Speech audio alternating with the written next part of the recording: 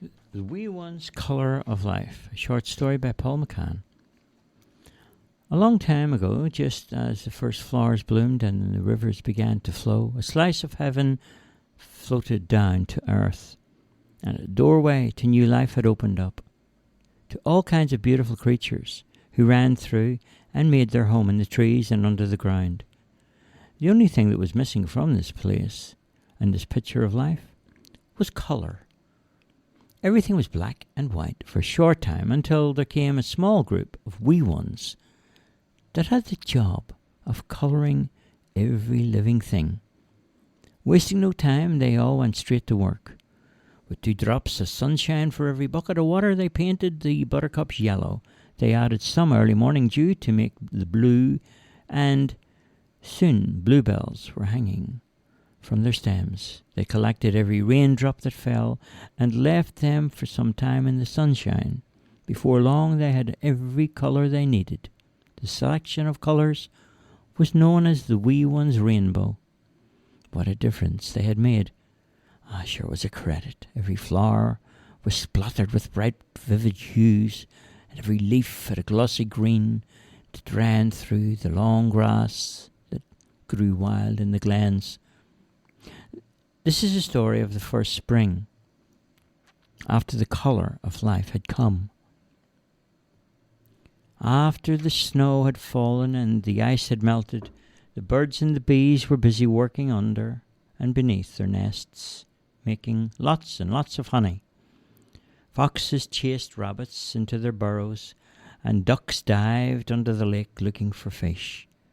Squirrels rubbed the sleep out of their eyes, and they cleared out all of the empty nutshells from their tree houses.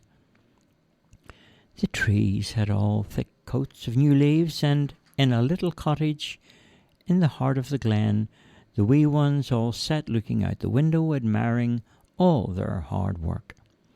What a beautiful new place the world outside had, of every texture and shape that seemed to roll gently past the eye. Suddenly, the silence fell around the world, and animals sensed something was wrong.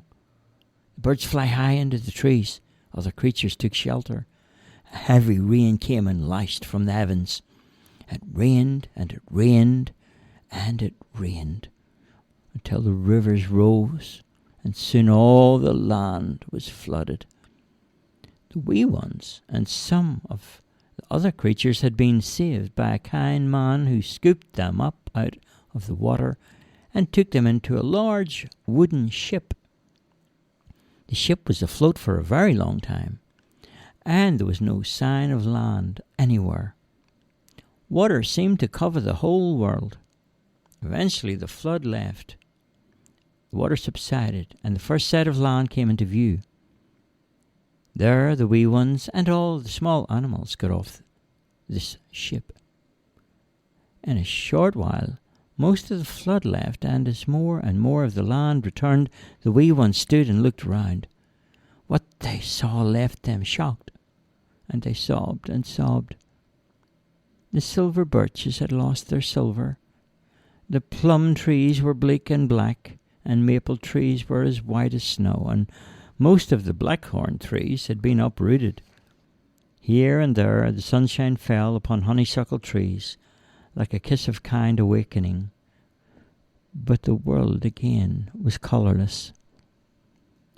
"I guess we'll have to start all over again," said the wee one.